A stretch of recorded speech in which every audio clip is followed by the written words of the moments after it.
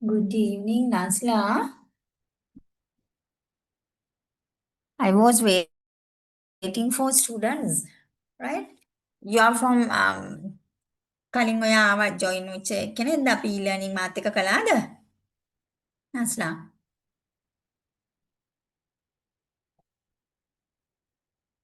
e-learning මම lessons දෙකක් කලින් කළා. ටිකක් කල් ගියා ඊළඟ lessons පටන් ගන්න මේ තුන්වෙනි එක. ඔයා හිටියද කලින්? කලින් lessons වල හිටියද? Yes, ma'am. Okay. Yes, Are ma'am. you comfortable with English language?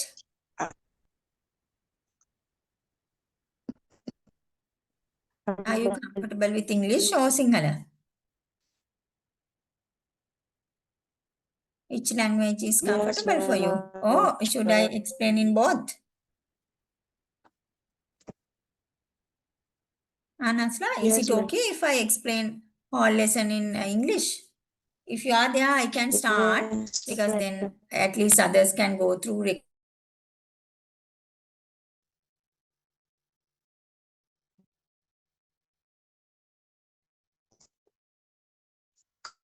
Comfortable with English, ma'am.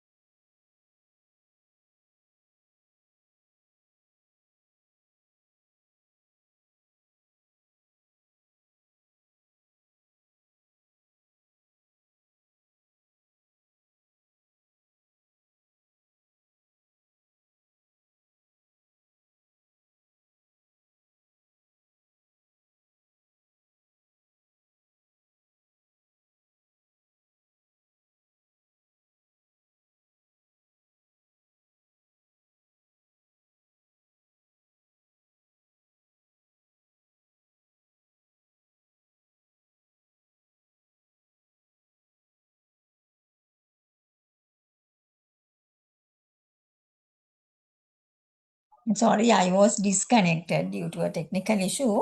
I was asking you if you are there, I can start the lecture. Otherwise, without anyone, I can't do ne Nasla.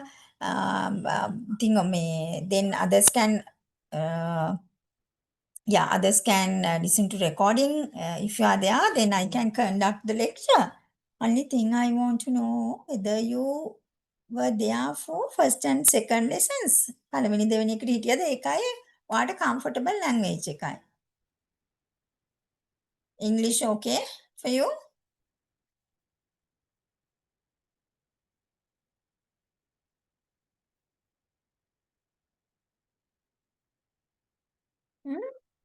English වලින් කරන්නද? Continue කරන්නද? Is it okay? Can you send me a message or talk?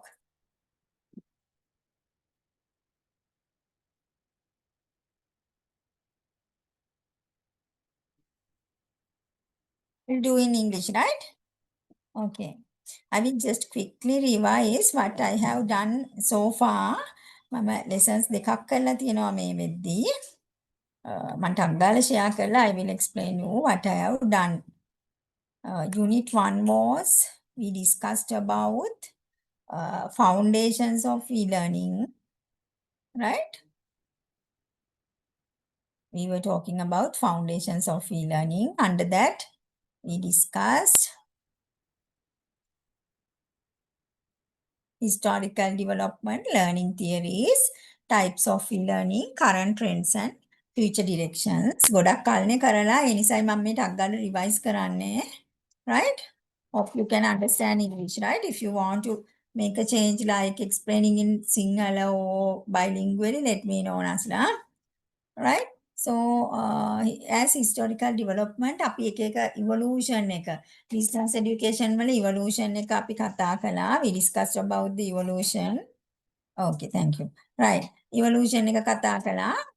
So, first we started first generation, second generation likewise. අපි අර like print based materials වලින් distance learning පටන් අරගෙන අපි ටික ටික මේ digital learning era එකට ආවා. We came to second generation as radio television broadcasting and as third generation computer based learning, right?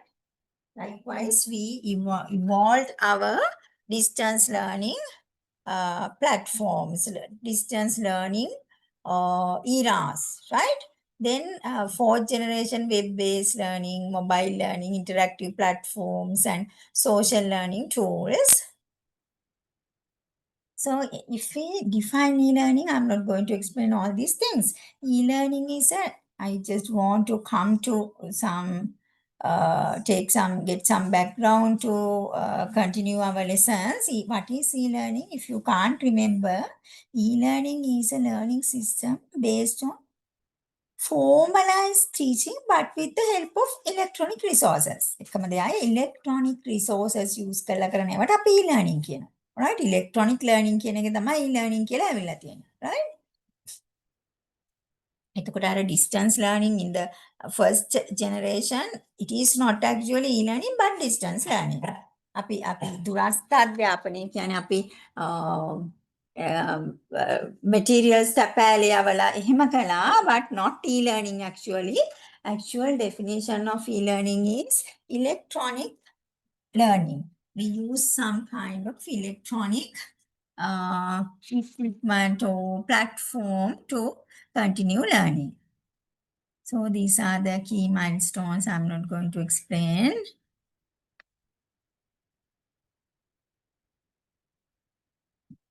There are some key pedagogical frameworks, theories of online learning, like constructivism of John Dewey, connectivism of George Siemens, social learning theory of Albert Bandura, adult learning theory or andragogy of Malcolm Knowles. We discussed these things.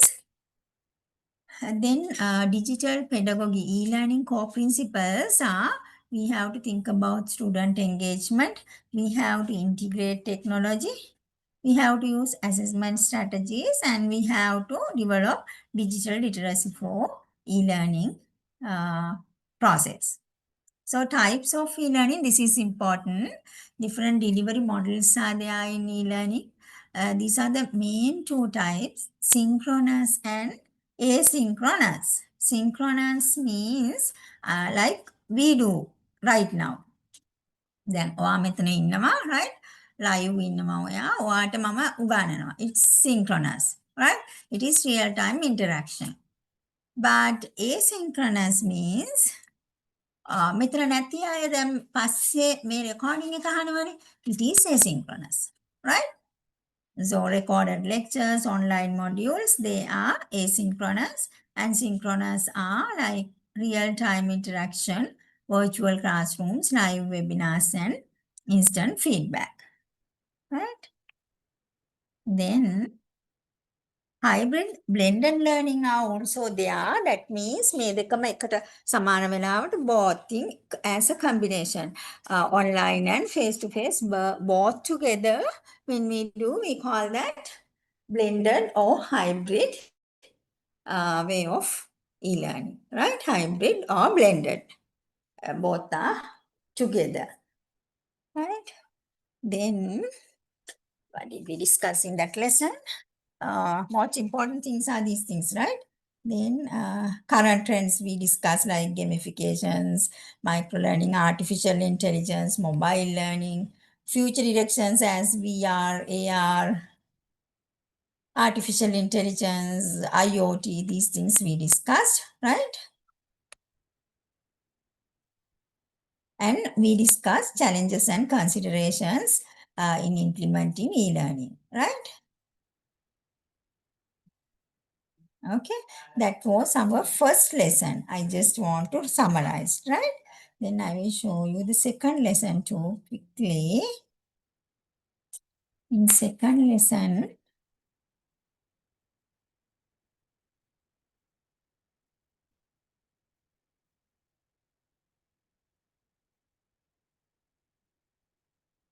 this is the second lesson.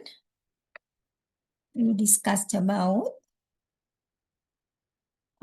instructional design for e-learning. Instructional design කියලා කිව්වේ අපි හරියට curriculum එකක් වගේ. For every learning process we need a curriculum design එකක්. නැත්නම් framework එකක්. Instruction දෙන way එකක්, right? Format එකක් තියෙනවානේ. So for e-learning too we need some kind of instructional design. It should be very intensive, very carefully designed because e-learning is something different from physical learning, right? Because here in e-learning, we have to get the students' interaction, right? And we have to ensure learners achieve specific objectives and outcomes. Therefore, we have to make it more effective through our instructional design. So in any instructional design, any curriculum, there are different things that we have to include key components, analyzing learner needs, designing structured learning experiences, including instructional materials, implementing learning strategies, and evaluating learning outcomes, right? So we discussed this according to ADDIE model. ADDIE means analyze, design, develop, implement, and evaluate, right? These things we discussed. One thing I can't remember මේකේ අන්තිම ටික අපි ඉවර කළේ නෑ වගේ මට මතකයි ඔයා හිටියද දන්නේ නෑ. එහෙනම් මම මේකේ Bloom's taxonomy කියන තැන ඉඳන් චුට්ටක් කරන්නම්. මේ ටික සද්දාලා ගිහිල්ලා මට මතක විදියට අපි එතනින් තමයි නතර කළේ.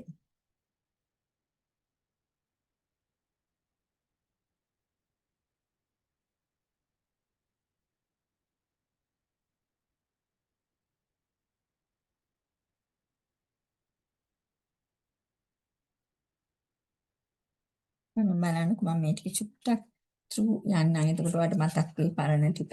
හිටියේ නැති වුණත් එතකොට ප්‍රශ්නයක් නෑනේ. ඉක්මනට අපි යමු මේක through. ADDIE model එක explain කරන්න නැතුව මම යන්නම්. ADDIE model එකේ මේ කියන steps ටික explain වෙන්නේ. Analyzing, designing, developing, implementing, evaluating. And then instructional design strategies. Why even in the beginning I told you that instructional designing is very important in e-learning. Why? Here in e-learning, we don't have physical instructor, right? Therefore, we have to make online learning, e-learning more effective, right? Choosing the correct instructional design and strategies. That is one thing that we have to consider for e-learning instructional design. And also make the online learning applicable, right? So, which we use in instructional e-learning, the strategies should be applicable. සමහර වෙලාවට අපි දාන strategies e-learning වලට apply කරන්න බැරි වුණොත් වැඩක් නැහැනේ. එහෙනම් අපි ensure කරන්න ඕනේ මේකේ දාන learning content, learning experiences practically කරන්න පුළුවන් ඒවද කියන එක. better use of online instructional environment and resources. ඊළඟට අපිට තියෙන resources. සමහර වෙලාවට අපිට we need devices, we need internet, right? ඒ දේවල් මොනවද කියලා දැනගෙන ඒව හරියට හරිම විදියට use කරන එක. තව important දෙයක්. So එතකොට දැන් instructional design strategies විදියට දැන් මේ කියන්නේ teaching strategies තියෙනවානේ නිකන් normal classroom එකේ ඒ වගේ e-learning වලදී තියෙන හොඳ effective instructional design strategies මේ බලන්න now you can see storytelling is a good thing, right? Even in normal classroom, physical classroom, we use them. Storytelling, guided learning, scenario-based learning, learning through exploration and discovery, simulation, gamification, you know, right? Then, හිතන්නකො e-learning වලදී gamification දාන එක, games දාන එක හරිම effective නේ. Likewise, we have to use some kind of strategies. ඒ ටික explain කරලා තියෙනවා, මම explain උත් කළා ඉදා. දැන් මේ instructional design එකක් හදනකොට when we design a instructional design නැත්නම් curriculum කියමුකෝ අපි ඒකට වචනේ we have to write down learning objectives first. ඒතර මේ learning objectives ලියනකොට what are the things that we have to consider or what are the characteristics of effective learning objectives?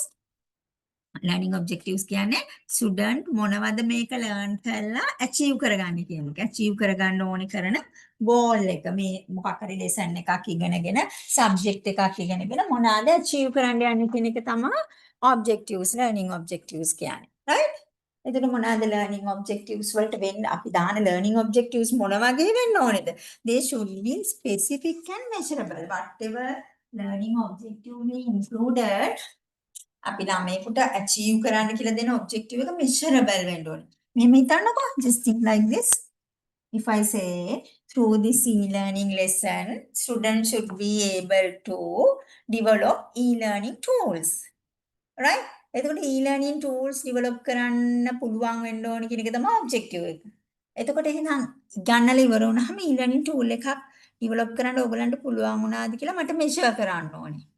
practically එක්ක tool එකක් හදන්න දෙනවා නැත්නම් ප්‍රශ්න ටිකක් අහනවා likewise that is measurable කියන්නේ ඒකයි මනින්න පුළුවන් වෙන්න ඕනේ achieve කරන objective එක align with course goals අපේ course එකේ goals තියෙනවානේ why do we learn e-learning as teachers you need to know e-learning because in this era you have to integrate technology you have to do online teaching therefore you need e-learning එතකොට අර course එකේ goals වලට align වෙන්න ඕනේ මේකේ goals objectives clear and concise goals clear වෙන්න ඕනේ හරිම concise වෙන්න ඕනේ හරි ලස්සනට like මහා හැලි විදියට නැතුව ලියන්න වෙන්න පුළුවන් වෙන්න ඕනේ observable and accessible මනින්න පුළුවන් වෙන්න ඕනේ අපිට දකින්න පුළුවන් වෙන්න ඕනේ මේක ළඟා කරගත්ත achieve කළා කියලා focus on learner performance learning performance එකකින් තමයි අපිට දකින්න පුළුවන් වෙන්න ඕනේ මේක. right? එතකොට learning objectives when we design for e-learning instructional design or curriculum these characteristics should be there.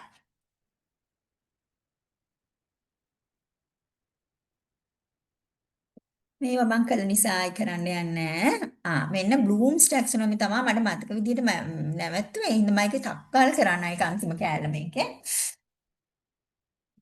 Bloom's taxonomy is the Bloom is a person, right? A person, he has introduced a taxonomy, like some system, some order that students, children, or people achieve something, achieve some knowledge. Knowledge එකක් achieve කරගන්න විදිහ, right? අපි ඉගෙන ගන්න එක නැත්නම් educate කියලා කියන step එකට right එන විදිහ යා taxonomy එකක් විදිහට order එකක් විදිහට පෙන්වුම් කළා right first thing what do we do අපි මොන හරි ළමයින්ට කියලා දෙනවා ඉස්සෙල්ලා මේගොල්ලෝ remember කරගන්නවා ඒක මතක තියාගන්නවා right then understand ඉස්සෙල්ලාම සමහර වෙලාවට කිසිම මේ comprehension without comprehension අවබෝධයක් නැතුව remember කරගන්නේ අපි දේවල් that is the first ඒ ටැක්සොනොමි එකේ හැටියට පළවෙනි එක. ඇත්තටම අපි දැන් මොනවද කියලා දුන්නා ඉස්සෙල්ලාම නිකන් මතක තියාගන්න බලන්න වැඩි අවබෝධයක් නැතුව. right? Then the second one understand. ඒක කියන්නේ comprehension එකක් ඇතිවීම. Then apply. අපි දැනගත්ත knowledge එක කොහෙට හරි apply කරන එක. right? Then the next one analyze. අපි ඒක ගැන හොඳට විශ්ලේෂණය කරනවා, analyze කරනවා, හිතලා බලනවා. Then evaluate. ඒක evaluate කරලා බලනවා ඒකේ වටිනාකම කොහොමද කියලා. Then create. ඒක base කරගෙන ඉගෙන ගත්ත දේ base කරගෙන අලුත් දේවල් create කරනවා. right? This is Bloom's taxonomy. ආයෙත් මම ඒක කියන්නම්. ඒකේ examples with examples.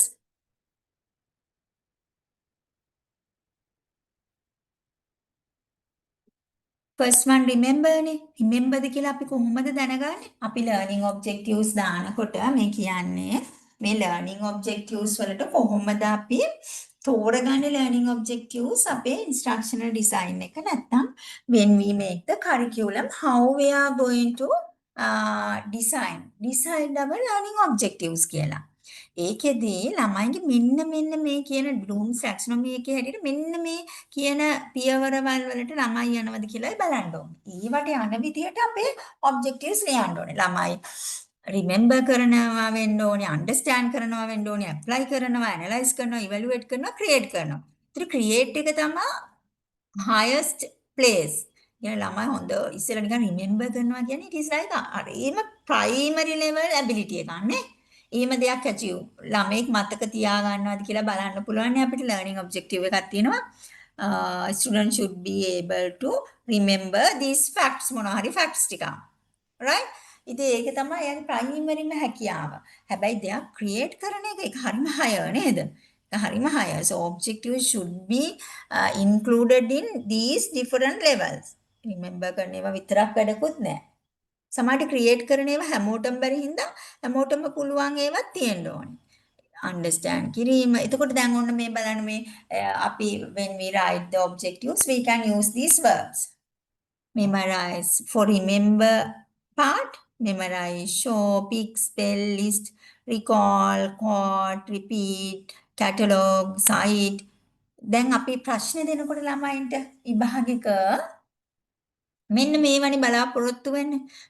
මෙමරි එක බලන්න රිමෙම්බර්ද කියලා බලන්න නම් අපි අහන ප්‍රශ්නවල ෂෝ කරන්න කියනවා, පික් කරන්න කියනවා, රයිට් අන්න ඒ වගේ. name 3 issues in e-learning කියනවා අන්න ඒ වගේ. understanding level එක මයින්කොට we asked to explain something. explain how do we explain Bloom's taxonomy. ඒක තේරුම් ගන්න explain කරන්න පුළුවන් වෙනවා.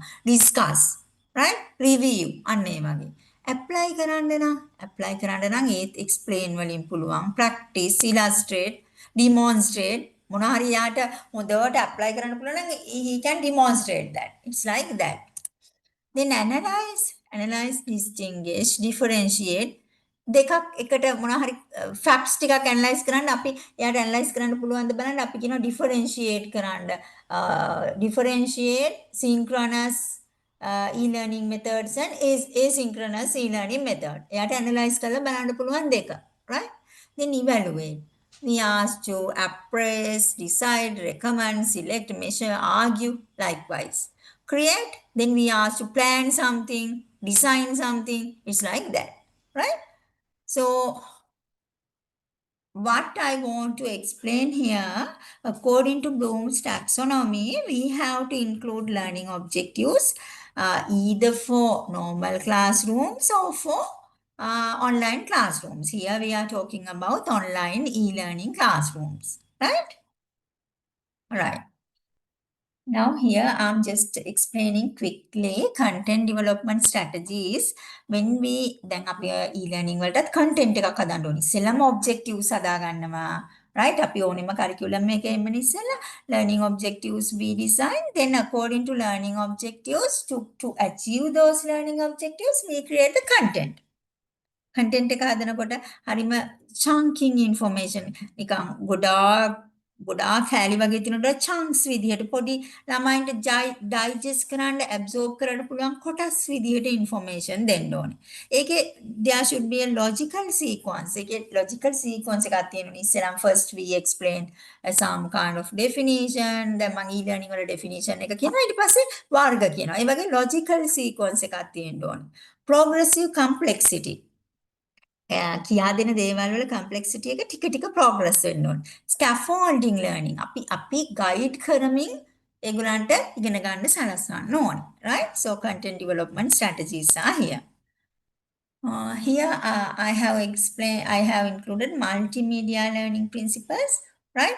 Whenever you do use multimedia in e-learning, you have to use relevant multimedia. You have to avoid cognitive overload. What do you mean by cognitive overload?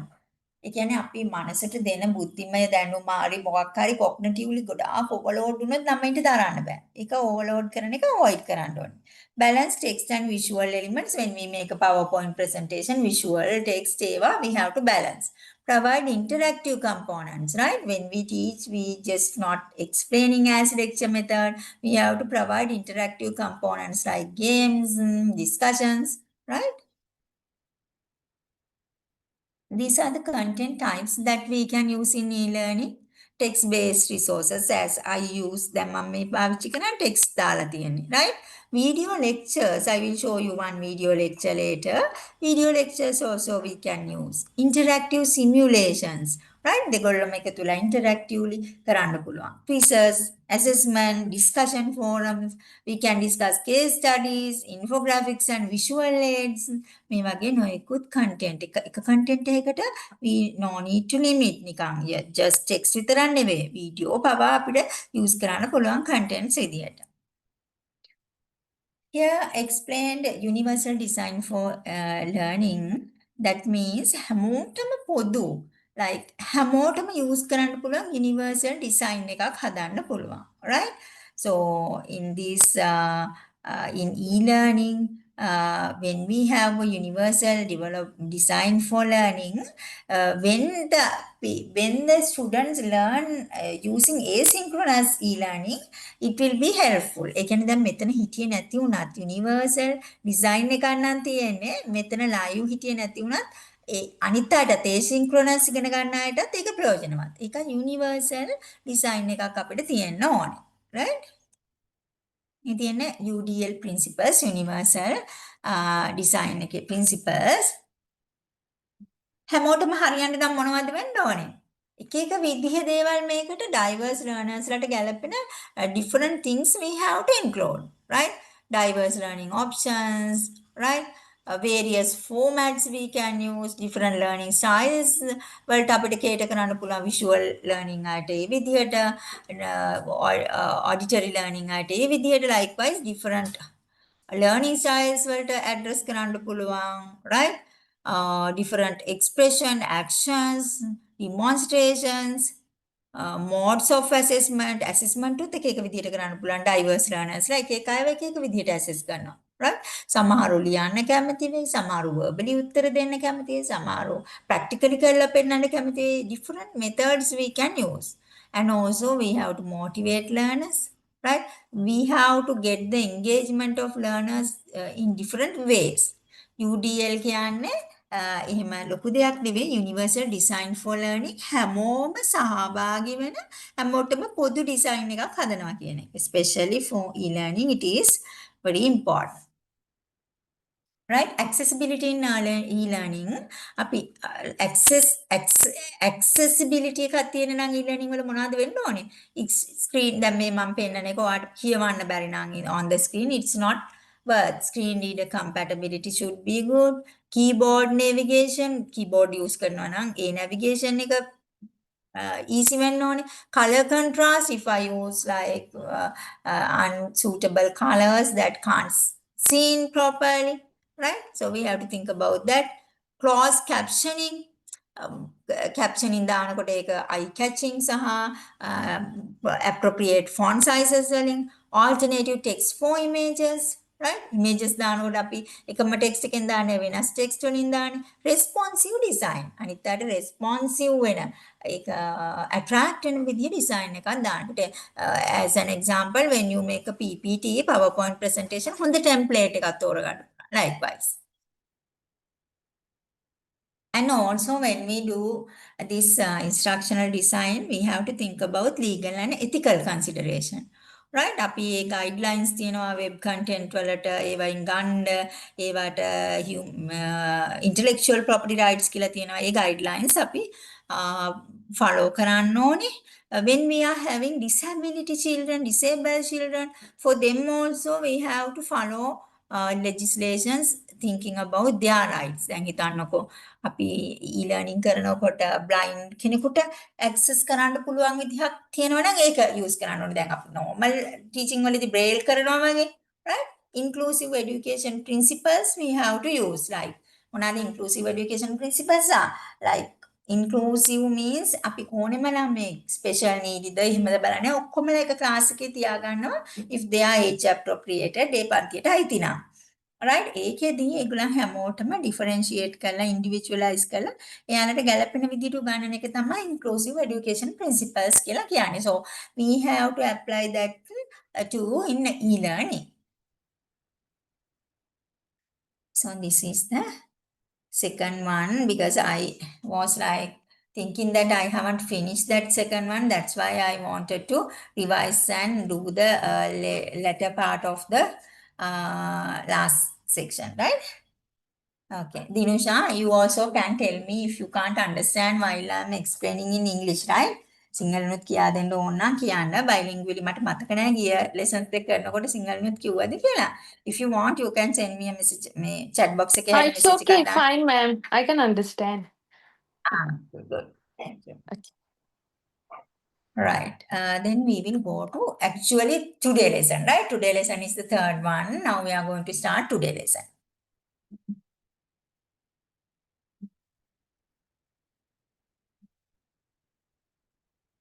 Right. We have 6 units, right? 6 units. Today is the third one. And 25th, next Friday, I will be doing the fourth one and 5th and 6th. Still not scheduled. Campus will give you the dates maybe coming following Fridays or Mondays, right? Right. Third one. Now we discussed basic things, backgrounds, evolution, types of e-learning, how to how to develop e-learning curriculums.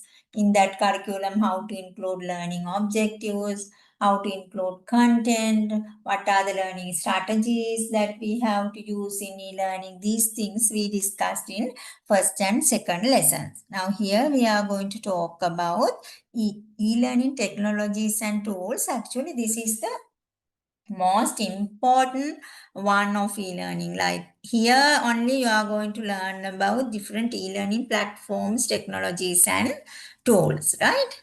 So let's see. Here through this lesson, now see these are the objectives of this lesson. Likewise, even for any lesson, we have to write down objectives. So you are going to understand key e-learning technologies. You are going to understand, explore tools that enhance educational experiences, and you are going to develop skills in digital learning integration. These are the learning objectives that you are going to achieve through this lesson. Right. First thing, now I'm going to teach you here about LMS. You have heard about this one. One second.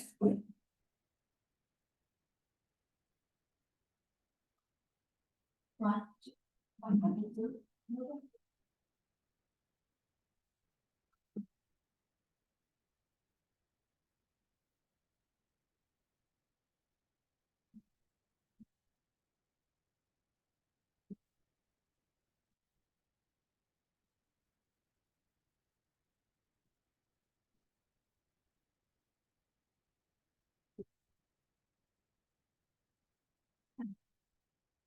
Okay.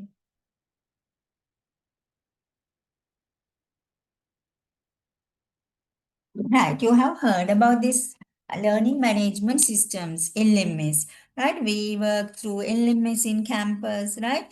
You have some problems with LMS, sometimes you can't get access for LMS. Likewise, we know about LMS, we have heard about LMS. Now, today we are going to learn about LMS first.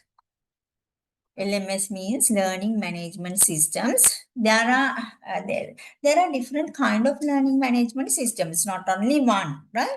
So, what is a learning management system or LMS? It is a digital platform designed to plan, implement, and assess a specific learning process, right? That's why we in universities, in academies, in schools, even in foreign countries, in schools too, use LMS or learning management system. Especially in our tertiary education, we use this learning management system so that we can plan, implement, assess our learning process, right? So through LMS, we can uh, track, right?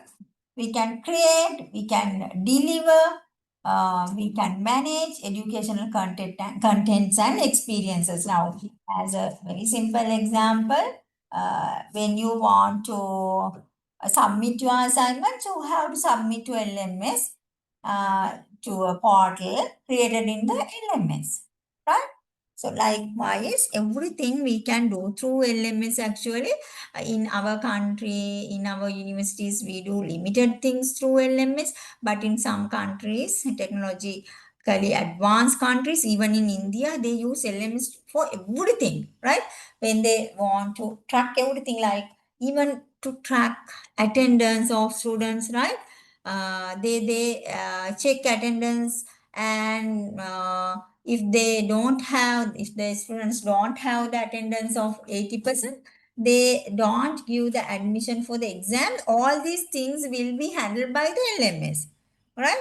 No one, like persons are not, human beings are not involving in these things, right now in our universities. When they don't have 80%, sometimes they talk to us and give reasons and excuses, and then we consider, right? Likewise we can do when we do, like as humans. But here in LMS there are options, right? Whenever we want to change some things, we can do. All the things are handling through LMS. I can remember in India, when the children are not attended to lectures, when they were absent, the message will be going to their parents too. Likewise, whatever we want, we can plan, track through LMS. Even getting feedback of lecturers by students, everything, right? Everything, marks, assignment marks, assignment submission, everything will be done through LMS. Can be done through LMS, but sometimes we use LMS for only limited things. Right. Let's see then key components of LMS. All the components in each and every aspect, like course management, user management, right? Communication tools, assessment capabilities, tracking and reporting. All these things can be done through LMS. If we go through one by one, uh, course management, right? We can create course content. As I told you, we create course content in our curriculum, right? Here also we can create this course materials and all through LMS, and we can organize them.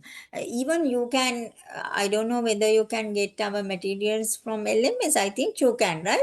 In our universities, we normally upload our materials, contents to LMS, then students can take from there, right? So it is the organizing of course content. Then structure curriculum, yeah, it is the same thing, like we structure the curriculum and show it in the LMS. Upload learning materials, as I told you, not only content. Content can be developed in different ways like documents, videos, presentations. These things can be uploaded in the LMS. In the first one, actually, create and organize means here not uploading, creating also can be done. Right? When I want to make my e-learning uh, units, I can create them through LMS. After that, I can upload them to the LMS to then students can get from there. Then develop modules and learning paths. Uh, all these things related to course management, right? Whatever we need to manage the course. Then user management. We include students' profiles in LMS. As I told you, we can track progress. Yeah, even exam results are given through LMS in other countries, right? Exam results, assignment results, right? And their attendance, everything will be traced and tracked, right? Then set access permissions for students, right? Now see, when the students are not paid in semesters, sometimes it is automatically, the software and tools are set to automatically block them. Yeah, sometimes they through LMS their ID will be blocked, right?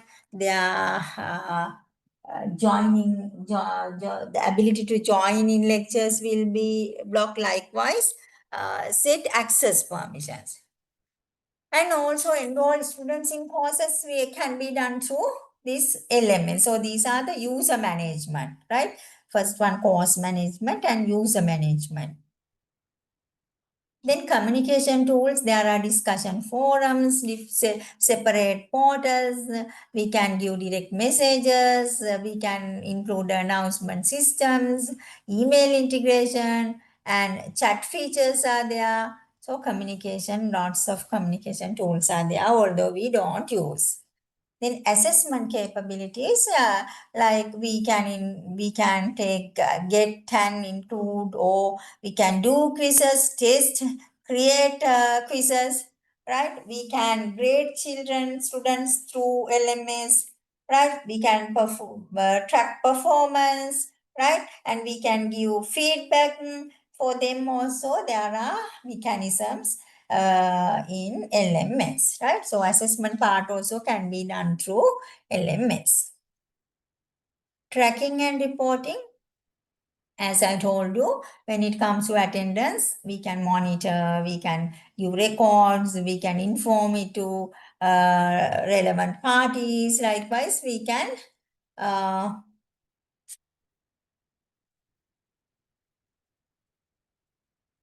yes, I will share. If you want right now, I will share now, right? I thought you have uh, received this from the campus. Let me share it.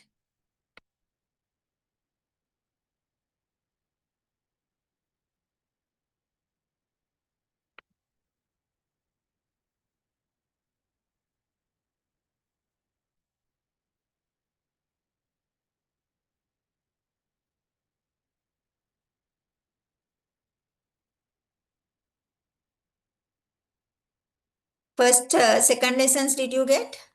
Do you want them to? Or did you get them? We want, ma'am. You want? Then I will Yes, share ma'am. all three, right? Okay. Okay. Thank you so much, ma'am. Is it okay if I share PPT or do you want the PDF? No, PPT is okay, ma'am. PPT is okay, right? Yeah. Unit 1, Unit 2, and Unit 3.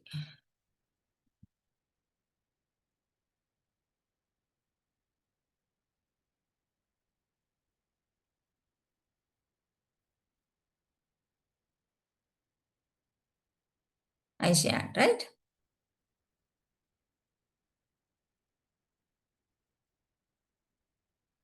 Okay. So I was talking about right, tracking and reporting, right? Whatever we want to track. maybe attendance, maybe marks, maybe students' progress, maybe their engagement, right?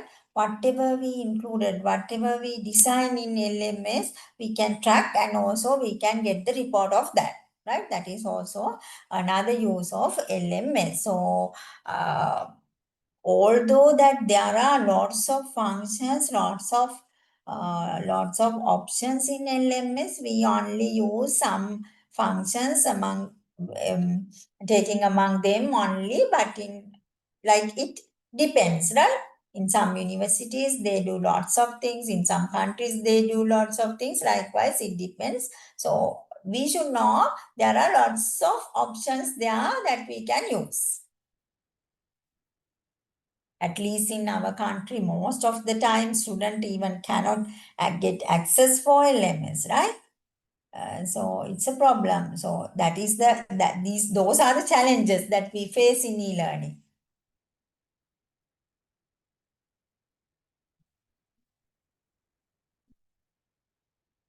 Right. So we were talking about key components of LMS.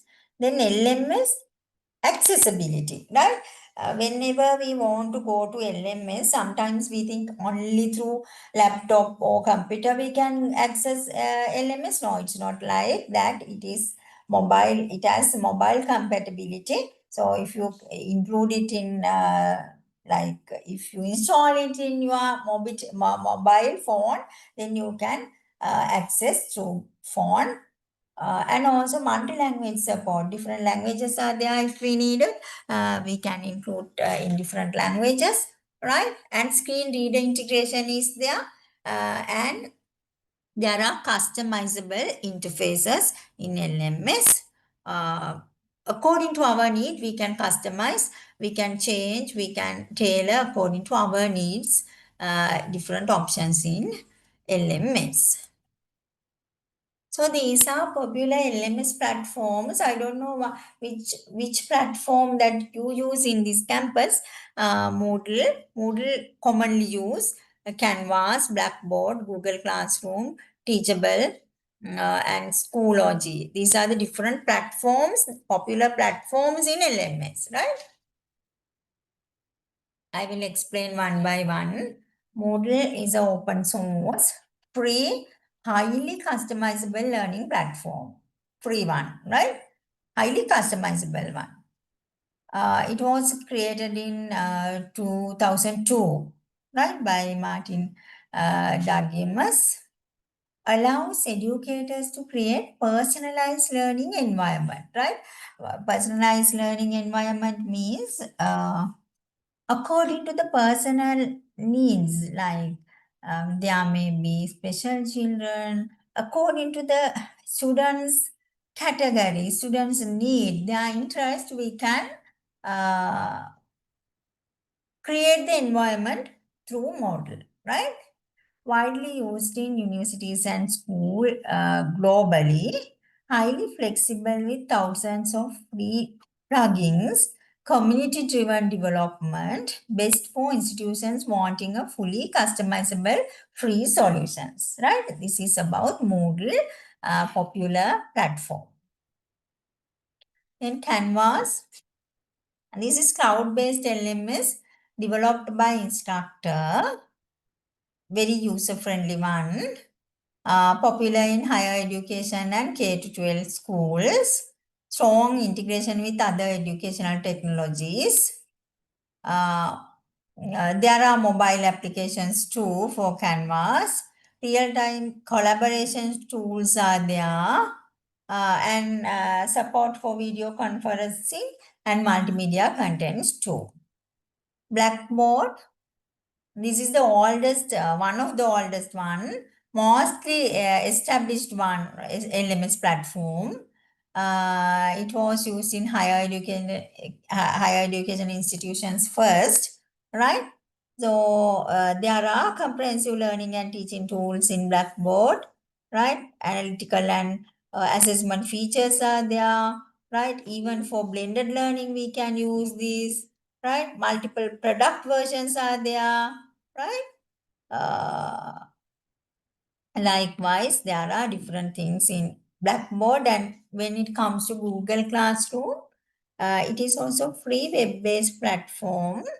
It is integrated with Google Workspace, right? And here we can grade assignments, distribute assignment, create assignment. All right. So using this is related with Google Workspace, as I told you, right? Integrated. Therefore, this platform is integrated with Google Docs, Google Sheets, right? And also using K to 12 classes, easy to use with minimal technical knowledge. To use Google Classroom, we need only minimal technical knowledge. No need to know a lot about technology. Supports collaborative learning, free for school using Google Workspace for education. Teachable. This is online course creation platform. I told you through LMS we can manage, create course contents, materials. Here Teachable is a kind of platform that help us to create online courses, right? Allows individuals and business to create and sell online courses, right? Whenever there are online courses to sell as businesses, right? They mostly use this Teachable, user-friendly course builder, payment processing integrated, marketing and sales tools included, best for independent educators, like if you are going to do some tuition, private institutions, academies, right? Like entrepreneurs related to education can use Teachable platform. Even there are different media types, video, text, quizzes.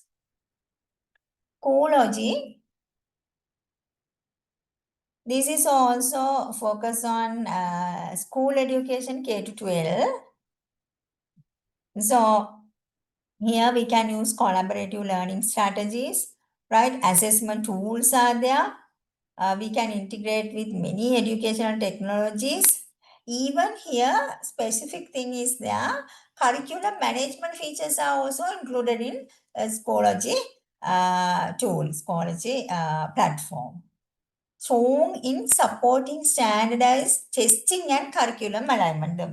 As I told you, very strong in supporting curriculum alignment with standardized testing. Standardized testing means the exams like A levels, O levels, some kind of standardized test that we conduct for students. So standardized tests are conducted according to some curriculum. So here in Schoology, easily we can do this, right? Get this support among between these two things, standardized test and curriculum alignment can be done very easily through Schoology. Right. Now we discuss different kind of LMS platforms, different LMS platforms we discussed. Now let's see what are the benefits of LMS for students.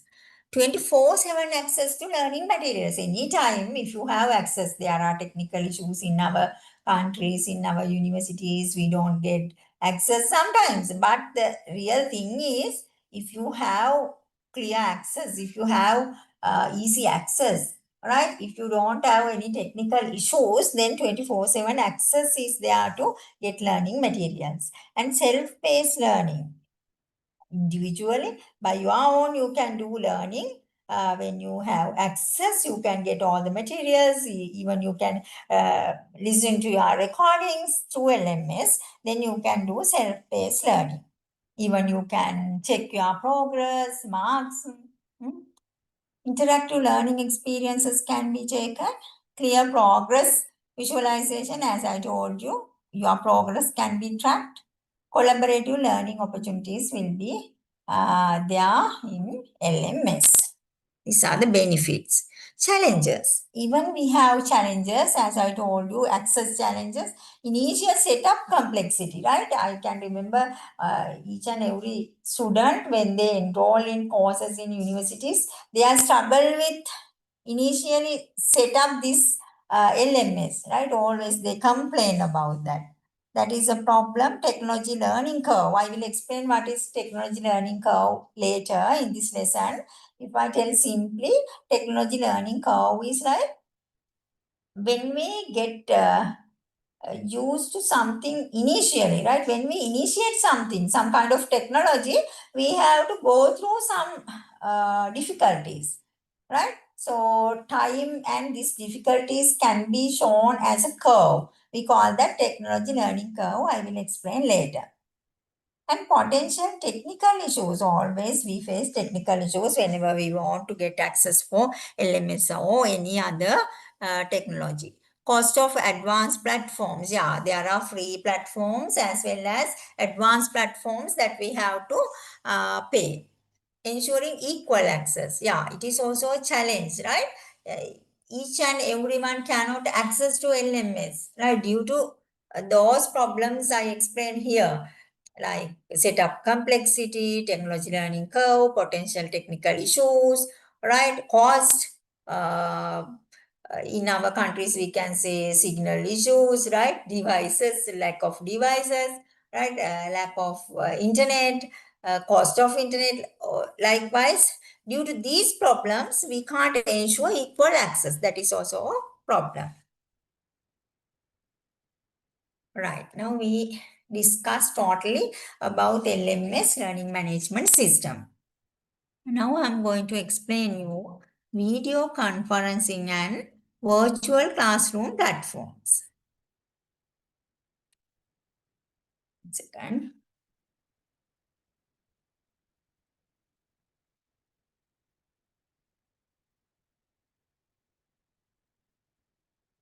What are the, now these are the things we actually use, right? Now through LMS, we do lots of things in campus. Other than most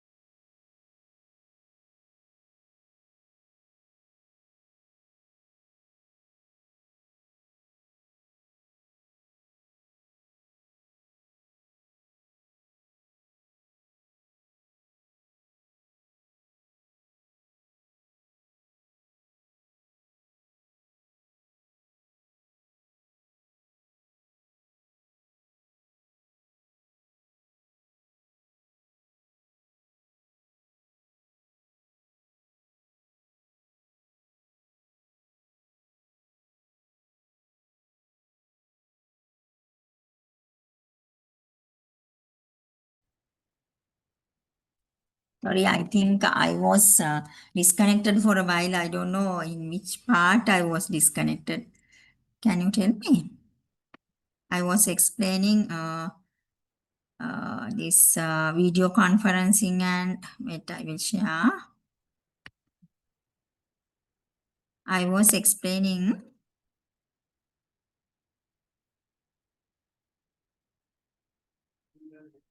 this one. This video conferencing and virtual classrooms, then I told you that there are key platforms, Zoom, Teams, Google Meet, and WebEx. And I told you I was explaining features to highlight real-time interaction, screen sharing, these things. Hope you heard these things, right? Right. So Ah, in yes, Zoom, ma'am. so Yes. yeah, okay, thank you. So I will finish soon, right? Like we will do another 10 minutes. We started late, ne? Features in this Zoom, Teams, this virtual classrooms or video conferencing, it is real-time interaction. Now you and me have real-time interaction, although we are distant, although we are connected through electronic devices, right? We have real-time interaction and we can share screen as I am doing right now, right? There are breakout rooms in this kind of platforms and recording capabilities as we do, right? These are the features that are useful for us. Right. Now, it is about video conferencing tools or digital classroom tools. Now I'm going to talk about digital content creation tools. We discussed LMS, then video conferencing and virtual classroom tools. Now I'm going to talk about digital content creation tools.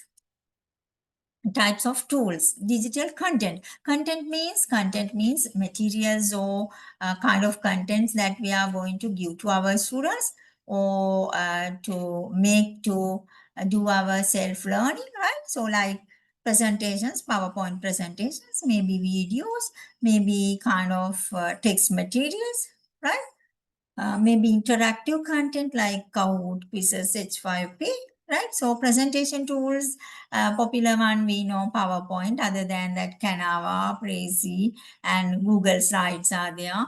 Video creation, screen case Tiffy, Camtasia, Adobe. Likewise, there are different video creation tools. Even we use very simple tools like this TikTok and what else? Very common and popular ones are there. CapCut, right? CapCut, I think. Yeah, likewise. And interactive contents like Kahoot quizzes. Through that, we can create quizzes. Quizzes is also a tool to create quizzes. And also Kahoot also creating quizzes, right? That means to give some knowledge through questions, right? Maybe live quizzes, right? So we can create these things using these types of tools. These are some practical examples for digital content creation. We sometimes create videos with interactive questions. We make complex quizzes using Kahoot or quizzes, build engaging educational games. Yeah, games are also content, right? Through games also we give knowledge content. Develop interactive presentations, make timeline-based learning experiences, right? Likewise, we do different kind of digital content. It's not like normal content. When we use digital content, they should be interactive, they should be attractive, they should be motivate students. Likewise, we have to be careful to make them in a more effective and intensive ways when it comes to e-learning. Then the last one, assessment and feedback tools, right? Assessment and feedback tools are uh, uh, whatever we use to assess our children. Even not only assessment, even we have to give feedback after assess them, after evaluate our children. What do we mean by assessing, evaluating is, as I told in the beginning, we have learning objectives. These learning objectives should be measurable. That means we want to check whether they have achieved the learning objectives, whatever we taught them, whether they have achieved them, right? The learning objectives that we mentioned in the lesson, right? So to measure them, to assess them, we need some tools, right? Online in e-learning, we use different kind of key tools like online quiz platforms. Even in content, I told you, through Kahoot, through quizzes, we can make quizzes. It is for actually assessing as well as content we can take for assessing. Definitely we will use these quizzes in e-learning and Google Forms, Kahoot, Socrative. Likewise, there are different kind of tools. Other than these tools, there are new trendy tools, popular tools you can search. So for feedback, not only evaluation, not only assessing is important, we have to give feedback to children, right? In some gamifications in games, suddenly at the same time, they can get the feedback, right? So for feedback mechanism, we can use this kind of tools, Padlet, Mentimeter, Google Jamboard, likewise. Why these assessment and feedback tools are important? What are the benefits? What are the benefits? Here in online tools, when we use assessment tools in e-learning, as I told you, suddenly we can give the feedback, right? Not like we are doing in physical classrooms. Sometimes if we don't have time, we can't give the feedback, right? When we check homework, we don't give feedback sometimes whenever we don't have time, right? So here it's not like that. Instant they get the feedback. And also we can track their engagement, right? We can personalize learning. In this assessment methods, assessment tools can be differentiate. That means we can change the assessment method, assessment tool. We can use different assessment methods for different learners, right? According to their level, we can use the assessment tool. That's what we call personalized learning, right?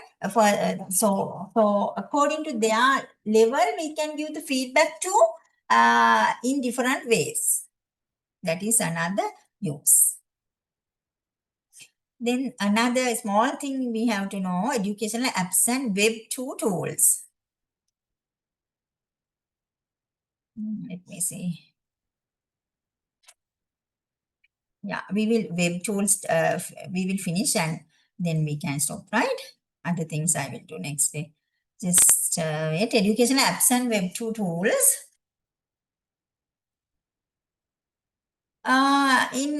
In these tools, we can categorize them as collaboration tools, research and curation tools, language learning tools, and STEM learning. STEM learning, science, technology, engineering, mathematics subjects for those subjects. Khan Academy, Brilliant, language learning, Duolingo, Rosetta Stone, research and curation, Pocket, Evernote, collaboration tools are Padlet, Google Workspace. Likewise, I'm not going to explain one by one. No need to know everything. If you interested in, you can see what is Padlet, how can we use it as a collaboration tool. Likewise, you can find. However, these tools are helpful for these different categorized purposes, right? For collaboration, for research, for language learning, for STEM learning, we can use these different kind of tools. So these strategies should be integrated together, right? So how can we integrate them? First of all, we have to identify the objective. According to the objective, we have to select the technology, right? That means align technology with learning objective. Then we have to provide students clear instructions when they use whatever the technology. Then we have to ensure accessibility, like whether they can access to LMS, whether they can access to Teams or Zoom. So we have to ensure accessibility. We have to give facilities for that, right? Then we have to continue professional development. If the professionals in the field, educators, teachers, teacher educators, if and maybe academic coordinators, if they don't know about technology, right, can't continue this. Therefore, we have to give them, update them, develop them. Their professional development also important to integrate technology. Here, integrate technology means we uh, use technology with our teaching, learning process, right? It is not only using, it is supportive using of technology for our teaching learning process, right? And also we have to encourage students digital literacy too. If they don't know technology, if they don't know how to access LMS, it is not worth to give them different kind of tools and all. Therefore, we have to encourage their digital literacy too. Professionals, educators, updating, training for digital literacy, students improving students' digital literacy, both are important. Accessibility, uh, developing, improving digital literacy of professionals and students, align with learning objectives, giving clear instructions. Now, challenges are, considerations are there. I will just go through challenges and mitigation strategies. Do you want to only like 3-4 slides? Do you want to leave, or can you stay like 10 minutes? whatever you prefer. Or else we can start from this one next day, no? Only you are there. Ne? It's okay, No, ma'am. As per your yeah, convenient, you can do, ma'am. yeah, actually we have time until 9:30, no? Um, 7:30 to 9:30, so we will continue, right, Dinusha? okay, okay, ma'am. Yeah, only like, Ma'am, yeah, I have problem with download unit 2 and 3. I don't know why. I already downloaded unit 1. shall I share the PDF? Sometimes, Yeah, ma'am. Yeah, it's better, ma'am. yeah, sometimes Okay. PPTs are not supportive. That's why I Yeah, yeah, yeah, yeah. usually Unit 1 share already I have downloaded. Problem with the other two. other two. No, let me share those two. Okay, okay. Thank you so much. Hmm.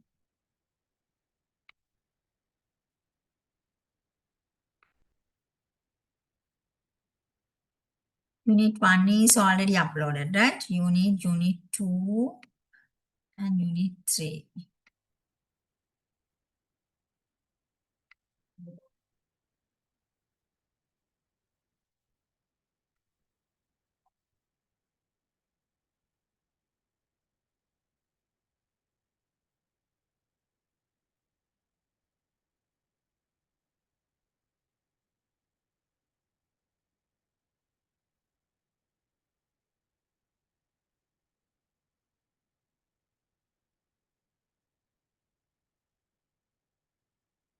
I send the PDF of Unit 2, right? I will send the other one too.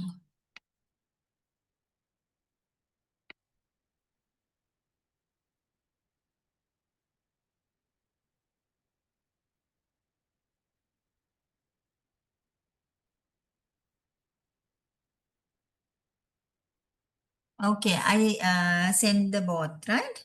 Check it whether you can download or not. Okay, thank you so much.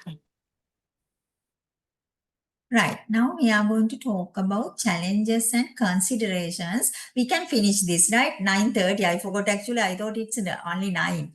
9:30 we have time till 9:30, right? Okay, challenges and considerations. We are talking about different tools in learning that we can use. We already discussed the different tools used in different aspects like in assessment, in learning management systems, as video conferencing and classrooms, right? Other than that, assessment ones. Let me show you again. Uh, web tools, feedback tools, right? Then digital content creation tools, right? Then we discussed about different video conferencing and virtual classroom platforms as well as LMS. And these are the tools we discussed here. Now, then we discussed benefits, no, it is benefits of assessment and feedback tools. Then we discuss integration of strategies, how we have to integrate, how can we integrate technology, right? For that, what are the best practices? We have to ensure accessibility. We have to provide clear instructions. We should align technology with learning objectives. We have to think about continuous professional development and digital literacy of students. So let's see some challenges in these tools. These are the potential challenges. First one is digital divide. Second one is technology learning curve. I will explain what are they. Privacy and data security and maintaining student engagement. These are the challenges and constraints that we have to face in these different kind of tools used in e-learning. So how can we mitigate them, right? After that, I will explain these things, right? what is digital divide, what is technology learning curve. To mitigate these challenges, we have to use some strategies like equity initiatives, teacher training, robust security protocols, and interactive design. I'll come to that again. Before that, we will see what is digital divide. You have heard about, I think you have heard about this term. Digital divide means always there is a gap between people who have access to technology and those who don't have access, right? Now, just think about our country, in our rural areas, people in rural areas, they don't have access to digital technologies, right? But in some urban areas, in privileged areas, privileged schools, they have access. This is like divide among people due to digital access. That's why we call that digital divide, right? And just think about COVID period, although teachers voluntarily started their online learning, online teaching for children, all the children cannot participate in online learning due to this digital divide.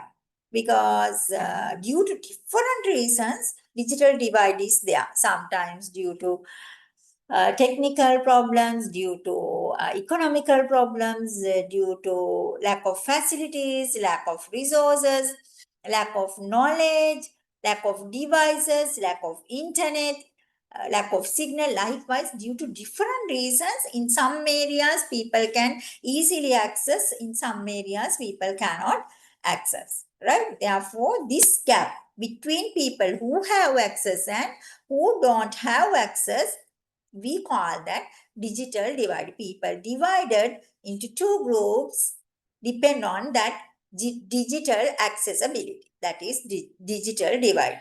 So you can understand this to solve this problem, digital divide problem, we can take lots of actions in different aspects, right?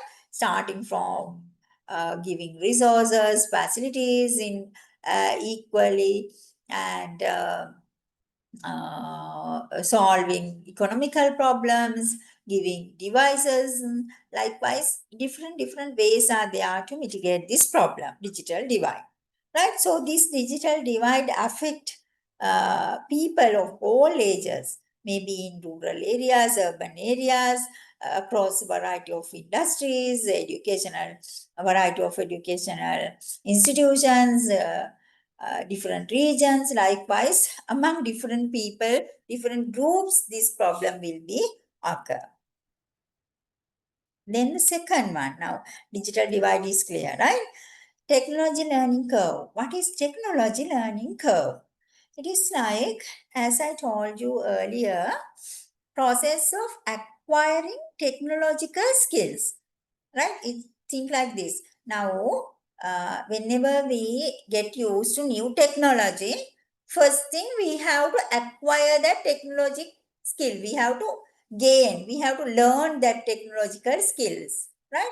In this first time period, whenever we get used to, when we firstly use a new technology, it is some kind of difficult thing for anyone, right? So for that we need some time, we need to make some effort, right? So until we become proficient with new technology, there are some there we have to take some time and effort to achieve that level, that we have to have that proficiency, right? So in this time period, right, while we are making our effort to achieve that proficiency, in within this time period, we face lots of challenges, right? Until we get used to, until we adapt to these digital tools and platforms, we face lots of challenges, right? So, as the definition, then we can say technology learning curve is relationship between time invested in learning a technology, right, and the level of competency achieved, right? It is like some graph, if you think about the graph, between time invested and technology level that we want to achieve, right? We can say like the competent level of technology that we want to achieve. Just think about that we want to use a new technological tool, right? So to become proficient in that tool, right? To become competent in that tool, we need some time. So the relationship between this time and the competency level that we have to achieve, we can illustrate a graph. We call that technology learning curve, right?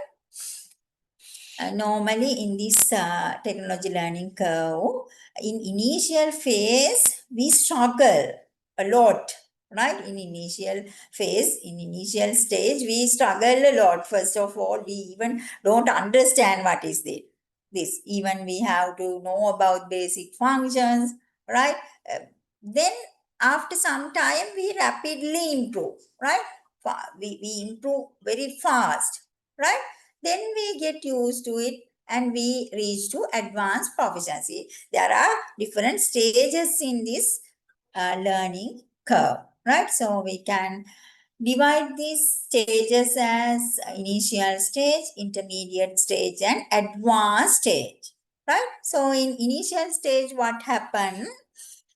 We explore new technology, right? First, we have to exposure to new technology. We have to know about that, right?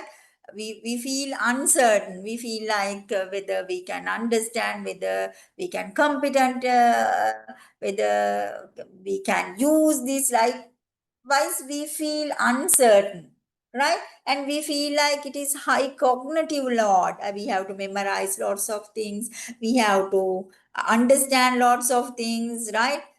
So we need basic skills, right? So we feel like frustrated sometimes, right? We feel resistant to learn that. We want to like give up it when we feel it is very frustrated, it is very difficult. It is initial state, right? In intermediate stage, little by little we develop confidence in intermediate stage and we understand principles, how it does function, right? Then we can reduce our cognitive complexity in our brain or mind, right? Gradually we increase our efficiency and we gradually improve our skills. It is in intermediate stage. In advanced stage, we master these technological tools and also we apply them innovatively, and we integrate always, we create problem solving, right? We use this technology for different aspects, in different aspects in advanced stage, right?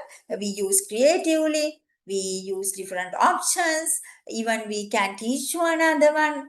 Likewise, we come to that competency level, highest level in advanced stage. So this is stages of learning curve. Even in every learning we have to overcome this learning curve. But even especially in this digital learning, when we have to overcome this learning curve, it's a problem, it's a challenge. We call that digital learning curve, right? Then the other challenge is privacy and data security, right? Whenever we use e-learning, whenever use AI or any kind of tool, we always face these two things, privacy and data security. These two things are different, right? Different concepts, not the same. They are related, they are interconnected, but they are different. What is then data privacy? um, when we collect data, right? This is applicable for research too, right?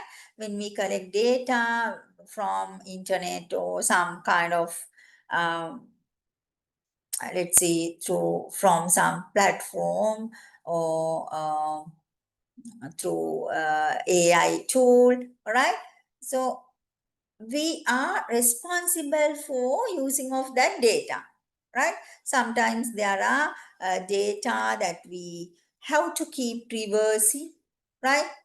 Not to harm others, right? And to protect rights of individuals whose belong those data, right? So we have to protect that privacy, confidentiality. We call that privacy of data, right?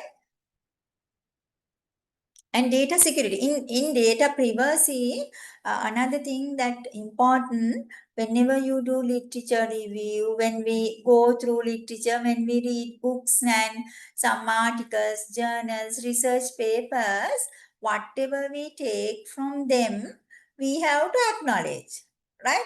That is also very important thing. We call that intellectual property rights. Intellectual property, buddhimaya, right? Those things are belong to the people who originally uh, added or included it in some page, right? So when we take them from internet or some where, we have to acknowledge them. How can we acknowledge them? We have to include them in references in our own article. Whenever we write their ideas, we have to cite, right? Cite means we have to write their idea in our article or paper. Then we have to put a bracket, and within bracket we have to mention their name and year of publication, right? At the end of the paper or article, then we have to mention all the references with author's name and every detail, using every detail, right? So that is also part of this uh, data privacy, because we have to protect intellectual property rights too, right?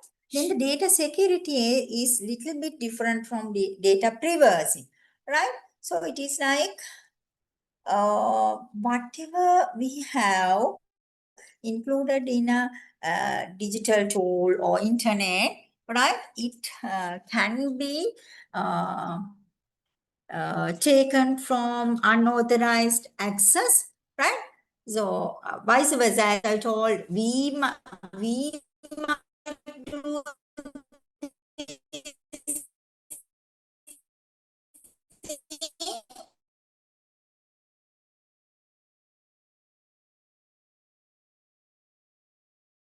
data. How can we protect our data, right?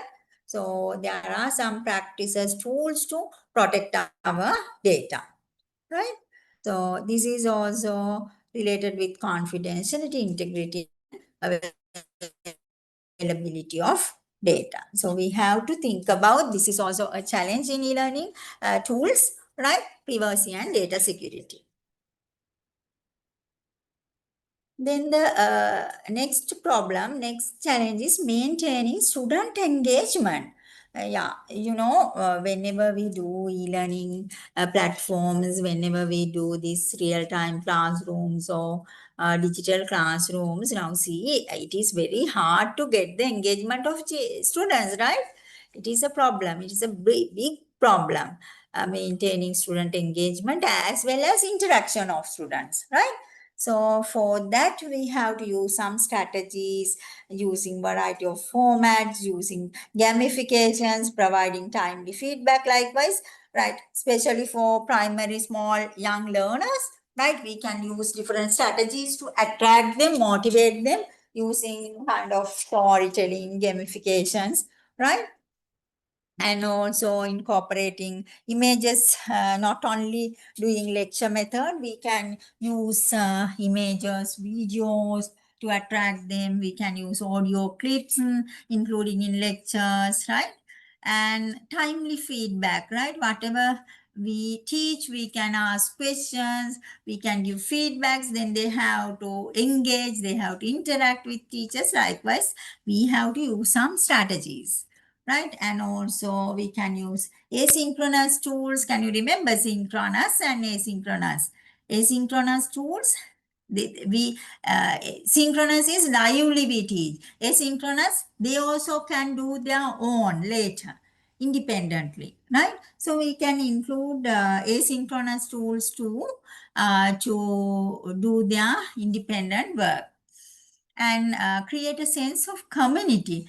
We can create online forums for collaboration, right? Like now, if we have like WhatsApp group or some kind of group to communicate when you are not engaging in the classroom, I can ask, I can talk with you, I can share my documents, like you can share your documents, you can communicate. Likewise, we can collaborate with them through different social media or community platforms and align content and activities with learning outcomes. Always, I told you that about learning objectives. Learning objectives should be aligned with content. Content should be aligned with activities. So that means activities should be again aligned with learning objectives, right? So all these things should be aligned each other. Whatever we teach to achieve kind of learning objective, right? For that, we have to create a correct content, correct materials, and correct learning experience. Learning experience here means the way of giving learning content or knowledge to students, maybe knowledge, skill, or attitude, right? Then provide opportunities for practice. Always we have to give regular assessment, different opportunities to practice. Right here, I have included one YouTube video to watch, including different kind of, as I remember, different kind of strategies, right? But now I'm not going to show you. You can later on show it. Different, here actually there are 4 creative ways to engage children, right? Since we don't have time, I'm not going to show you right now. Next day I will show you, right? So if you want, you can go through, you can watch it, right?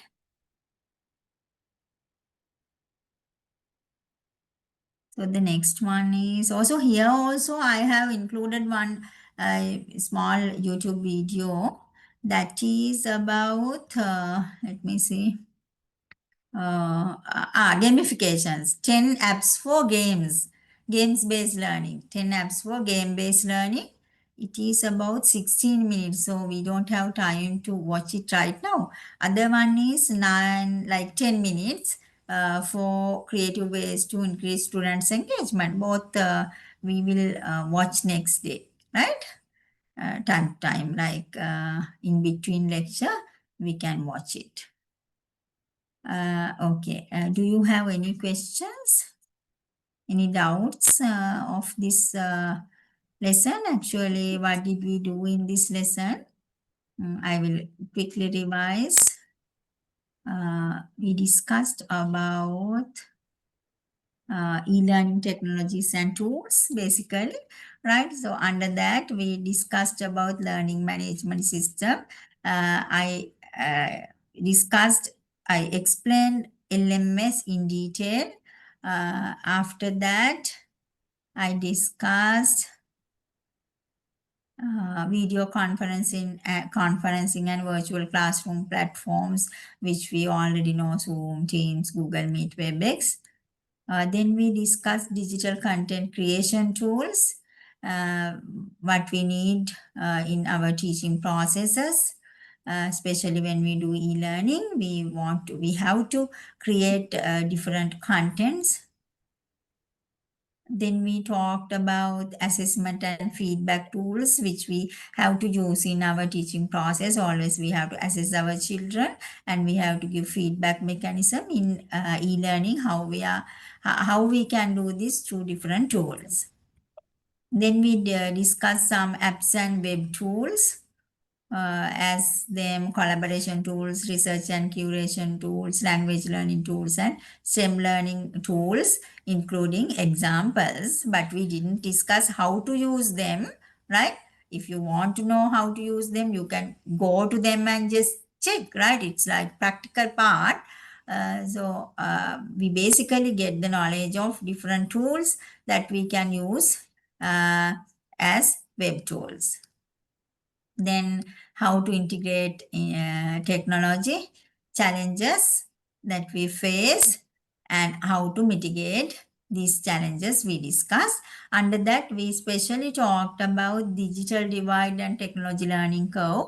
Digital divide means the gap between the access for digital tools or technologies between access people who have access and those who don't have access. That gap we call digital divide.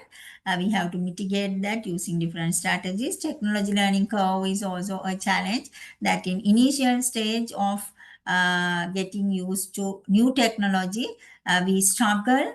This time period that we have to overcome and the like graph between this time and competency that we have to achieve. When we illustrate it, we can see the technology learning curve. Then we talk about privacy and data security and how to maintain student engagement. For that, I told you that we can use different kind of strategies. For that, I have included two YouTube videos, including gamifications and different innovative ways, strategies of teaching. Right? That's all we did. If you have any question, you can ask me, sure. No, ma'am, it's very clear. I don't have any problems with these PPTs. Okay. Hope you could downloaded that PDF Yes, files. yes, I have Ah, downloaded all three PPTs. okay. Okay, then. Okay, Then ma'am. we will meet on 25th, right? Next Friday. Next Friday, Thank right? you. Okay, ma'am. Okay, Yeah. thank you so much. Thank you Okay. and good night. Okay. Okay, good night. Bye.